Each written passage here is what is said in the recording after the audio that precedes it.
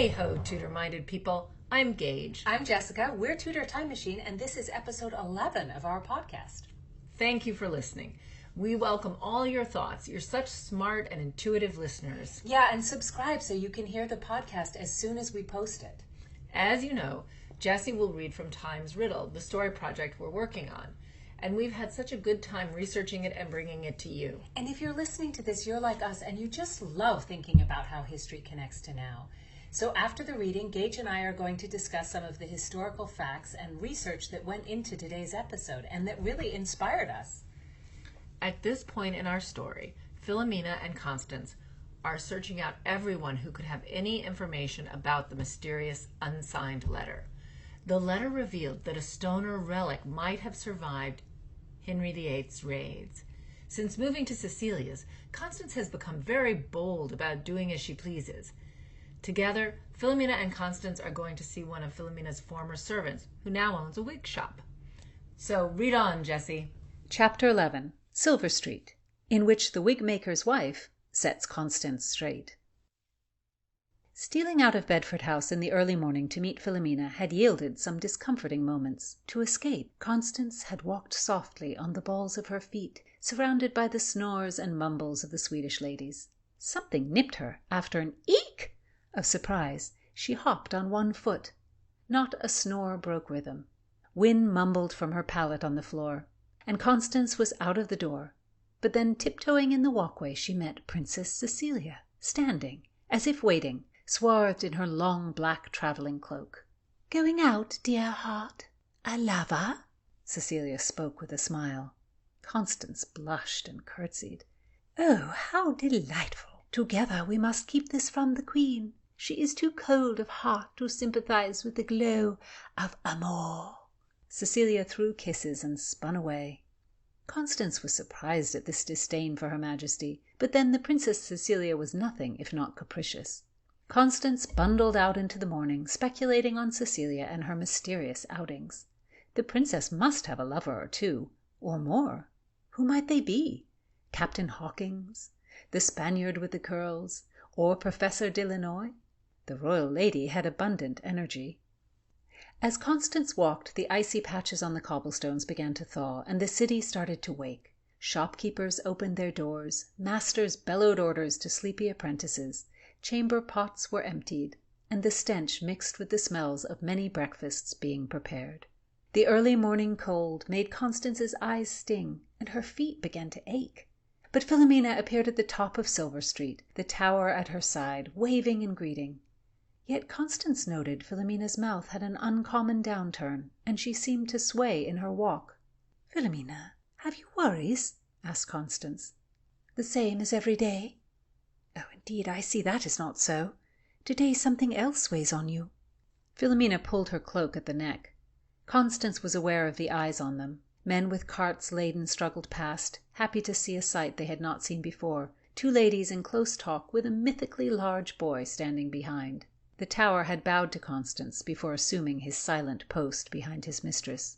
"I would I could visit my mother in the country, but I cannot leave the inn. I cannot go to leave it run itself. My return would find ruin, I fear."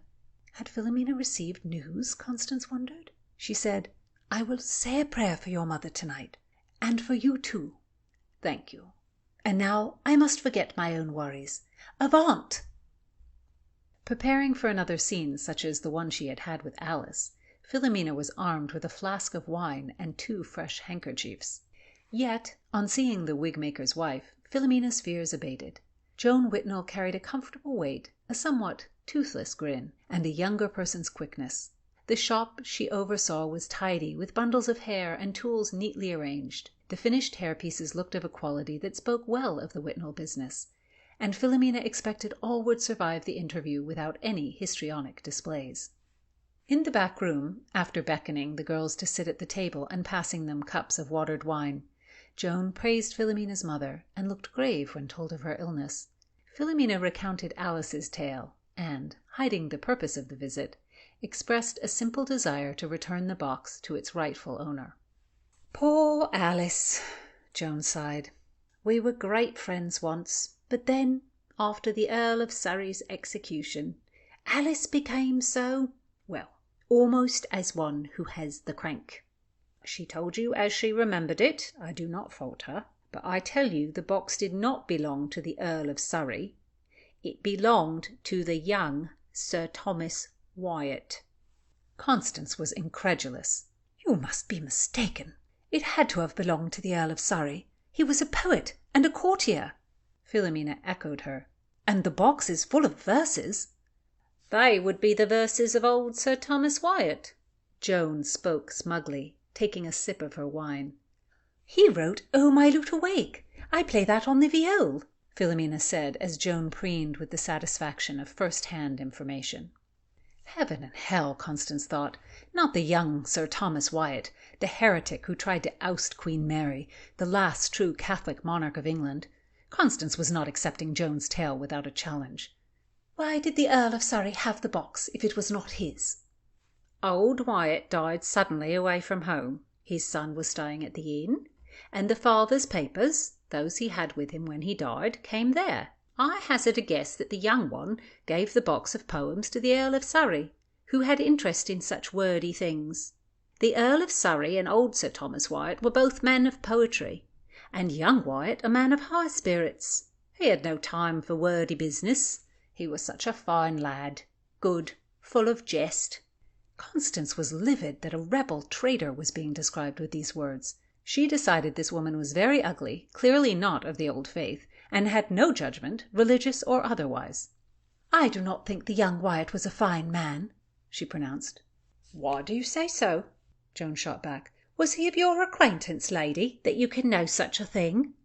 Constance is only teasing you, dear Joan.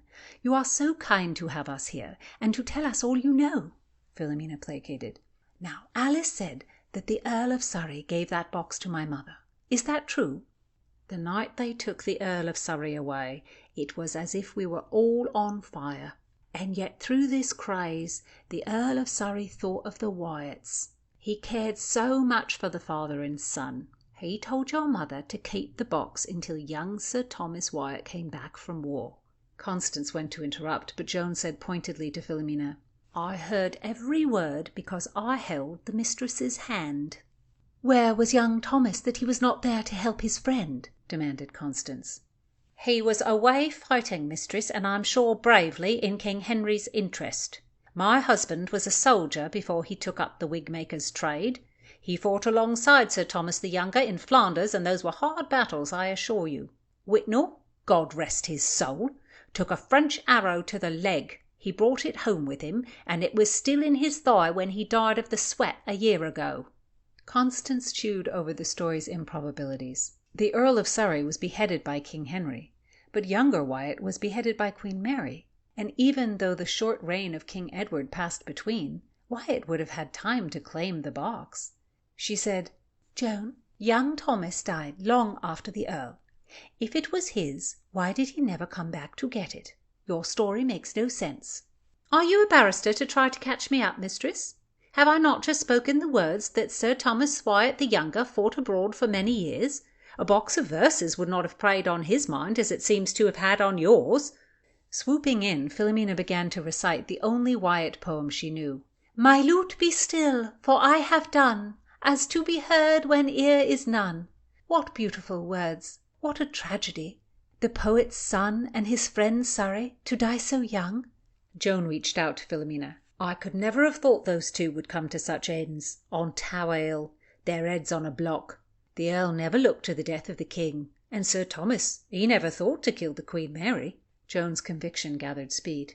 Never, just to stop her marriage to that Spaniard Philip, that Pope's lackey. But they beheaded young Wyatt, left his head on a spike. His limbs were drawn and quartered, and his innards boiled in hot oil, so his soul would have no body to convey it up to heaven. Would you condemn an innocent man so? Constance felt Philomena willing her to answer, but she knew her tepid "No" was too reluctant. Joan exploded. He deserved a proper burial. He was the betrayed, not the betrayer. And Queen Mary died barren and alone. Such was the legacy of that Spaniard. She would have done well to take Wyatt's warning against such a faithless papist. And Wyatt, he was honest, true, better to the troops than all others. He paid each soldier before they marched on. My husband never forgot that. Sir Thomas Wyatt was an honest one." Constance pushed down her hot temper, cooled it with deep breaths, and kept her silence. Philomena said, "Indeed, I cry when I think of how they treated his body." "Do not worry yourself, my dear. The gentleman had a proper burial in the end. At least part of him did. My Whitnall saw to that," Joan confided. "He rescued the head, buried it properly in a churchyard. I think of my man, in the dead of night, slipping past the posted guards and concealing the head in a sugar bag. My Whitnall could have ended on the gallows." "Did you help bury it?" asked Philomena. "I am a loyal wife. Whitnall came to the house with the severed head. You can imagine how it oozed, and I wrapped it in cloth. It was 7 days gone, and the smell was unkind." "You touched it?" Constance was captured despite herself. She was thinking of Sir Thomas More's head, and she was sure Philomena was thinking the same. Joan nodded. "Oh, now my Whitnall is gone, I will say it. I wonder if we were right to bury it." "Joan, what else might you have done with it?" Philomena asked. "Given it to his poor family." "I agree, that would have been the right thing to do." Constance spoke genuinely, thinking of her own kin and the risks they took to save Sir Thomas More's remains. Her mind flashed to Aunt Stoner, her hatred of the Queen finally leading her to a cell and the axe. Constance would like to have whatever body part remained, although fresh would be preferable. "When you take the box to the Wyatt widow," Joan suggested, "you can take the head with you." There was no plan to give back the box, and however right it might be to return what must now be a skull, Constance did not want to do it. Philomena said, "It is a serious thing to dig up a man's head already put to rest." Constance urged, "Young Wyatt may haunt us for it." The suggestion made Joan reconsider. "That may be, and Whitnall would not have liked it moved after he risked so much." "What admiration I have for your brave husband. Let us do his will. The head is best left, and I honour him." Philomena wanted to get away before Joan set out to the churchyard with a spade. "Very well, but will you take a little token to the Wyatts? It hung from the ear of Sir Thomas Wyatt when we rescued the head." Joan overturned a few empty pitchers before retrieving a tarnished gold key. The dead man's initials were carved in tiny letters. Constance shuddered, but put the key in her pocket. Walking back to the inn, Constance broke into, "My lute, be still, for I have done, as to be heard when ear is none." Mock outrage dropped Philomena's jaw. "You dare imitate my song?" Constance followed with overblown humility. "I would not dare. If ever I have a meeting that takes a wrong turn, I see that poetry is the only course of action. Philomena, I humble myself to you. When she sang the praises of that traitor, I could not hold my temper." "I have had much practice in the art of humouring," Philomena said, "but little in the art of stealing heads, which seems a skill not uncommon." "True, I thought it rare bravery, but it seems I am wrong. Every Tom, Dick, and Harry steals a head. If I acquiesce to you, Philomena, and give you the right of Joan's memory, the older Wyatt is the author of the letter. But why would such a man, a poet, have prized the relic of a martyr?" "Oh, this older and younger, how tiresome it is!" said Philomena. "A great poet should have discovered a more original title for his son. But the older could have been a Catholic, an admirer of Sir Thomas More. They both served King Henry and were men of letters. Wyatt was protecting the relic of his friend." "And the younger Wyatt?"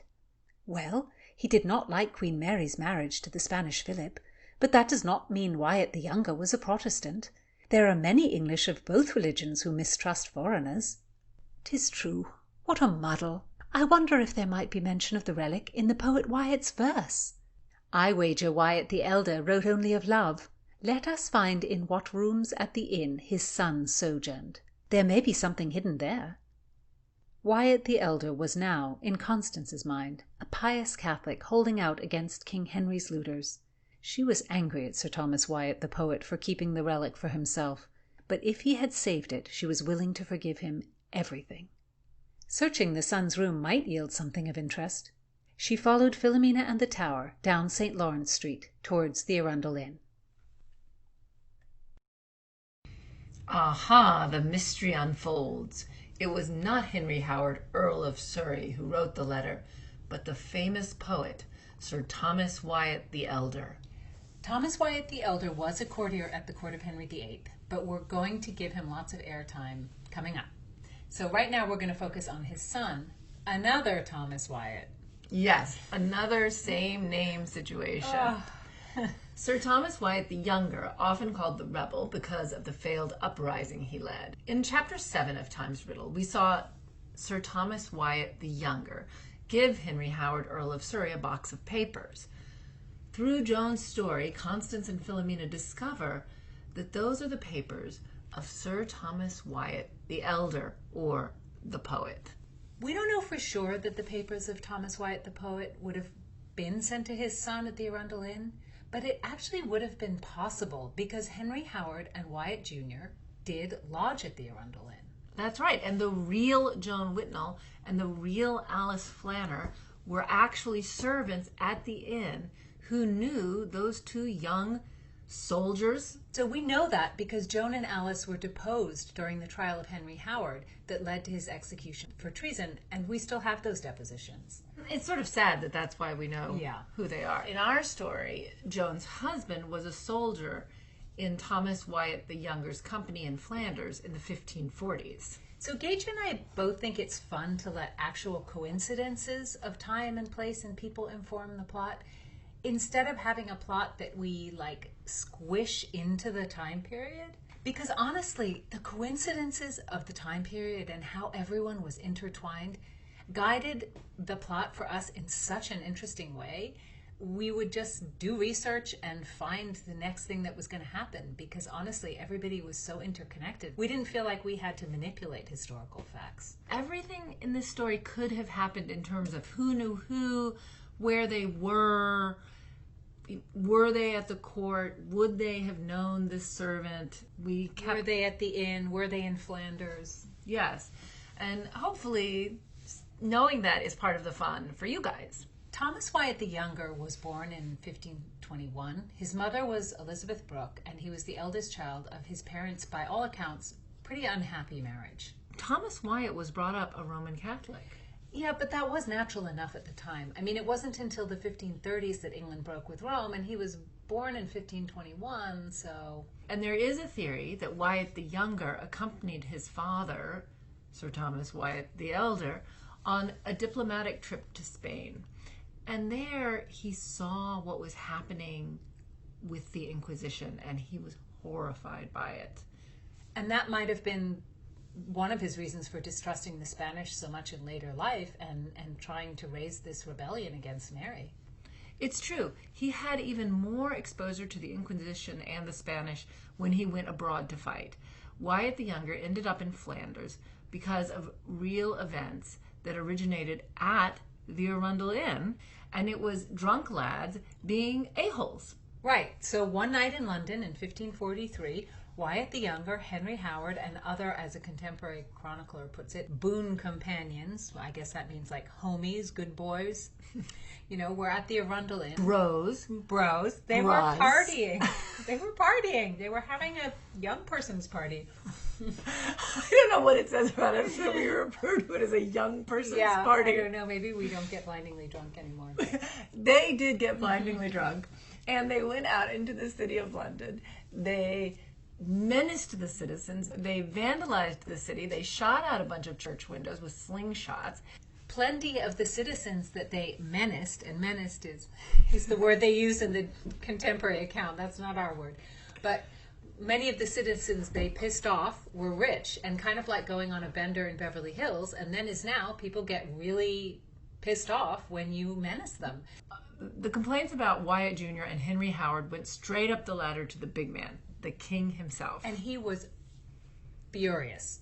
So the Earl of Surrey had this great plan to placate the king by writing a poem justifying the events as he being a kind of, religious example for the people, and that this breaking the windows and everything was a religious wake-up call to the sinning citizens of London. So I'll read a little bit of that. It says, "In the secret silence of the night, this made me with a reckless breast, to wake thy sluggards with my bow, a figure of the Lord's behest, whose scourge for sin the scriptures show." It's not a bad verse, but it's not going to get you out of going to prison. No. I mean, the idea that he's saying, I'm waking up these laggards, it's just, They weren't buying it. And the king did not buy it. The Earl of Surrey was confined to Fleet Prison, and his friend Wyatt, who was not noble, had to go to what's called the poultry compter. It's not where you buy fried chicken. No, it's not because chickens were penned there, but because it was a prison or a compter in Poultry Street. Right, and when Howard was released from prison, he decided that since this poem hadn't worked, he needed to get back into the king's good graces, and he needed to spend some money to do so. So he raised a contingent of soldiers to fight in the name of England against the French in Flanders. In this particular conflict, the English were fighting with the Spanish forces. So the English hated the Spanish, but actually they hated the French more. And in this particular battle, they thought the French were more of adversaries than they, but they fought alongside the Spanish. And Surrey convinced Thomas Wyatt the Younger to join this company and to go to Flanders, also to kind of get back into the king's good graces, because Wyatt had obviously upset him as well. So Surrey paid all these soldiers himself. It was a big layout of money. I don't want it to seem as if Surrey's underwriting a massive force of people. He's not. No, it wouldn't have been an army or troops so much as a kind of a band of fighters. Band of brothers. A band of brothers. It's really important to remember that there was no standing army in England until 1645, when Oliver Cromwell formed his new model army. So the monarch, the Tudor monarchs, of course, had personal bodyguards who were with them all the time. And in times of war, all able-bodied citizens would be expected to be ready to fight. But there was no full-time professional army that was paid by the government. So these nobles had to raise these small bands of fighters that they would pay so the king wouldn't have to. And this was a way to get into the king's good graces. Whatever the case, it seems that fighting alongside the Spanish drove young Sir Thomas Wyatt to fear the Inquisition even more than he did before. So while Wyatt was away fighting, his friend, the Earl of Surrey, was executed. It's really tragic. It was only 9 days later, on January 28th, that the king died. Henry Howard was the last person executed by Henry VIII. And Wyatt actually didn't return to England until 1550. And when he returns, it's no longer Catholic. It's a firmly Protestant country with Edward VI, a young boy, as king. Well, Wyatt Jr. retired to Allington Castle with his wife Jane and his 5 children, basically to run his lands and be a country gentleman. But then in 1553, Edward died, and the whole country was in chaos. Who will rule? Edward was only 14 when he died, poor thing. 4 years shy of 18. So 18 was the age that was set by Henry VIII before he died. In 1543, Henry VIII had passed the 3rd Act of Succession, which put Mary and Elizabeth back in line to the throne if Edward died without an heir, which of course he did. Edward and the Lord Protector who ruled in his name, John Dudley, Earl of Warwick, had made other plans. Edward made his own proclamation on the succession before he died. Because Edward and Dudley considered both of Edward's half-sisters, Mary and Elizabeth, unfit.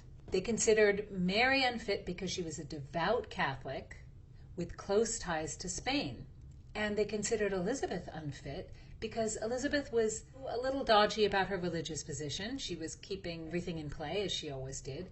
And what was more problematic, she was the daughter of Anne Boleyn, whose marriage to Henry VIII was still considered by many to be unlawful. If the country went by Henry VIII's will, Mary would be queen. But Edward wanted his solidly Protestant first cousin once removed, Lady Jane Grey, to be queen. The issue with Edward's desire was that he had not reached his majority, 18. He's not ruling on his own. It's as if he's not really king. So many people felt that the succession should be dictated by Henry VIII's will. Because Henry VIII, in effect, was the last real king when Edward died. And also, Edward's choice of Lady Jane Grey must have seemed extremely suspicious to a lot of people, because she was married to the Lord Protector John Dudley's son Guilford. So to a lot of people, this looked like a power grab for John Dudley. Since Lady Jane Grey was only 16, John Dudley would have stayed in power as the regent until Lady Jane Grey came of age. She's supported by her father-in-law and by her husband, but also there are many Protestants who support Lady Jane Grey. They don't want England to return to Catholicism. And so she's rushed into London and declared queen. Jane Grey ruled 9 days before Mary rode into London from her stronghold in the north. Mary had massive support from the English people, and the gates of London were open to her. She had Lady Jane Grey arrested for treason and taken to the Tower, but Lady Jane Grey was not committed to death at that point. But so many of our characters are involved in this crisis.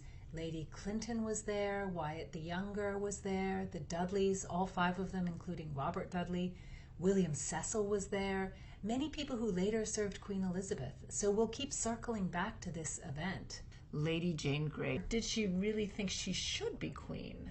By all accounts, she really believed in the rightness of being Protestant. So maybe she thought it was God's will for her to rule and save England from the Pope, even though she herself might have been hesitant or certainly afraid. It was a audacious thing to do. And many English people feared Mary's ties to their arch enemy, Spain. And they were right.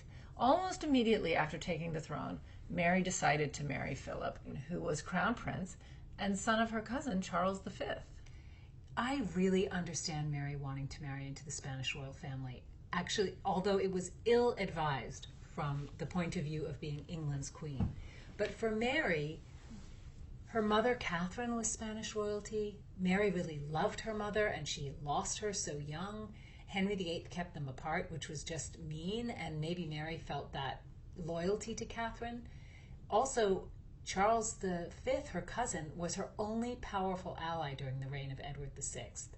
Charles's political power and military might were the only threats she had to hold over Edward's council, who were always trying to get her to renounce her Catholicism and to stop hearing Mass. And she was genuine in her devotion to Catholicism. Absolutely, as her mother was. Yes. And Thomas Wyatt the Younger reportedly supported Mary's claim to the throne, but he got very nervous when she wanted to marry Philip. And he certainly was not alone. Both commoners and gentry were really against this marriage because Philip was seen both as an agent of the Pope and of this Inquisition that so many English people feared. So Wyatt the Younger and other nobles did not want a return to Catholicism for religious reasons, but also there were financial concerns. As there always are. Yes. Rich landowners feared their property would be returned to the clergy if there was a return to Catholic rule, and the monastic system would be brought back. And so they were Protestants because of the land they held. So several nobles conspired to imprison Mary and to persuade her not to marry Philip. But in the end, from a series of mishaps and people, changing their minds, not wanting to get involved, only Wyatt the Younger came to the gates of London with his soldiers, and they were a small group of soldiers. And he just assumed Londoners would support him because he had gotten a lot of perhaps false information that they would, and they didn't. Mary came out and addressed the people with her famous Guildhall speech. So why don't you read it, Gage? It's pretty good. All right, I'm going to try to make a big voice like they do in period dramas, okay?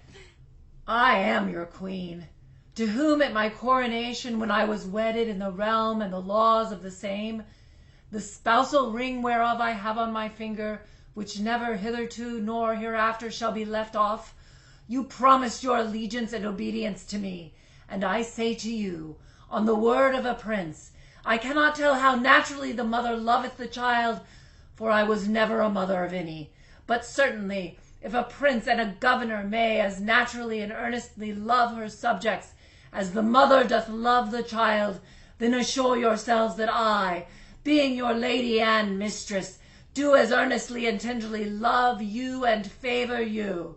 And I, thus loving you, cannot but think that ye as heartily and faithfully love me, and then I doubt not but we shall give these rebels a short and speedy overthrow. God save the Queen! God save Queen Mary! Long live Queen Mary! Okay, so So great job. You've roused the troops. But this speech really says absolutely nothing of any content. Oh, the Tudors were so good at this, though. They loved a great speech. So she reassured her people about loving them, but she didn't promise not to marry the Spanish prince, which most of the English did want.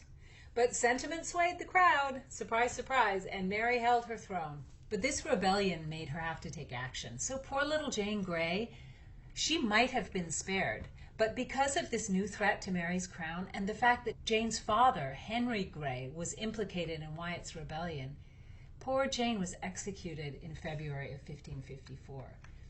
So Wyatt was taken prisoner for treason and he was beheaded in April. And to go back to the head-stealing theme of last episode's discussion, Wyatt's head really was stolen off its pike on London Bridge. And who knows, maybe Joan Whitnell's husband took it. Anyway, Princess Elizabeth was also caught up in Wyatt's uprising because Mary suspected that she had been encouraging the rebellion so she could claim the throne herself. But there's no evidence of that.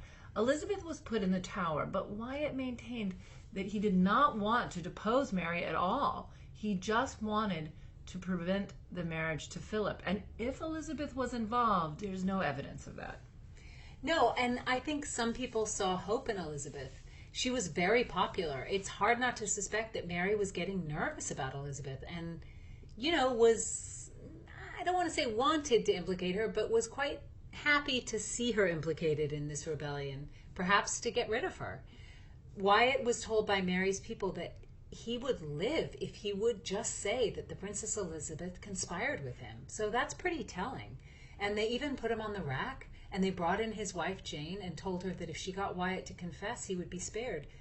But he didn't break. He didn't say Elizabeth was part of the plot, and actually I believe that, because I think if that had been the case, he would have said it. At 21, she was already able to talk people out of killing her. And I think she must have... It's a good skill for a tutor. It's an excellent skill for a tutor. I think she must have been just extremely charismatic because she was really able to enlist people and they were loyal to her for decades. Yeah, we'll get more to Elizabeth, but she was she must have been a pretty incredible intellect too, just to talk her way out of all these situations. So in the end, Mary Tudor did marry Philip, and after all this, it wasn't a great match. He spent very little time in England. He felt unwelcome there by the English, and truthfully, he wasn't very in love with Mary, even the tiniest bit. No, he was not impressed with his new wife. One of his entourage wrote, "The Queen is not pretty, not at all, is low, fragile structure instead of fat, with very white hair and blonde, has no eyebrows, is holy, and she dresses very badly." Ouch. You would have thought the holy would have been a positive thing. And the blonde.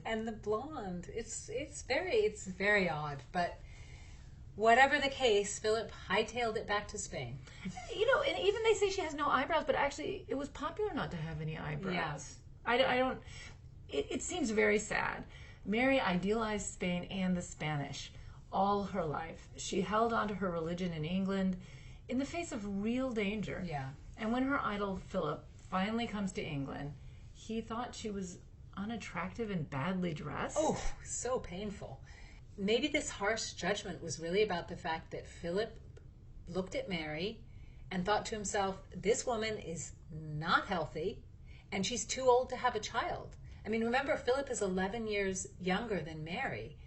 And at that time, it probably looked like she wasn't going to have an heir. And Philip wasn't going to wait around with someone who looks like a poor gamble. Because the monarchy rested in Mary. Philip was not going to become king if Mary died. It would have gone to his heir. So without an heir, his claim in England was going to end with Mary. If he thought that she would bear him an heir to the English throne, he would have stayed. What a disappointment that must have been for Mary, that he wouldn't stay. I mean, she worshipped him, and he couldn't get away from her fast enough. I guess he wanted to get back to Madrid and his hot erotic art collection he kept hidden away at the Escorial Palace. That was why. He's having more fun in Spain. Probably true. Mary, she had a phantom pregnancy that turned out to be a tumor, and she was dead from cancer by 1558. It was a very short reign. Thomas Wyatt wasn't able to raise a rebellion, but he did arouse a lot of anti-Spanish feeling that possibly was part of the reason Philip wanted to leave England. So maybe he did achieve his goal of saving England from the Inquisition. Yes, but Philip left a Spanish influence at court, and Mary was encouraged to prosecute Protestants, which she did, maybe to make the Spanish and Philip happy or because of her own religious convictions. And she's ended up being remembered as Bloody Mary. So, of course, Elizabeth is released from the Tower. She lays low. It's tempting to think that she knew her time would come. But Mary's failed marriage, Philip's return to Spain, and their lack of children, these things were all unforeseeable. When Mary was dying, Philip did not come and see her to say goodbye. You could see, I think he was a real asshole. He just wrote her a letter from Spain advising her to name Elizabeth as her successor, which of course she did, despite wanting a Catholic on the throne. Do you think that Mary knew that Philip would want to marry Elizabeth? Oh, I hope not. But I'm sure she suspected it. Elizabeth was 17 years younger. She was only 21, prime childbearing years. And Mary wasn't really sure, honestly, if Elizabeth was Catholic or Protestant, because Elizabeth never really revealed that. So when he did make an offer of marriage to Elizabeth, he was willing to make big concessions to get her to marry him. He was willing to let her practice religion in the way she chose to. But Elizabeth didn't go for it. She survived this chaos. Nobody else did. No one else survived, but she survived. So after this encounter with Joan, Philomena and Constance are going to go back to the Arundel to look for some more clues. And that's where we'll pick it up in the next episode. So as always, if you want to subscribe to the podcast, and please do, you can go to YouTube, Patreon, or Podbean to sign up. And we would love to have you as a subscriber.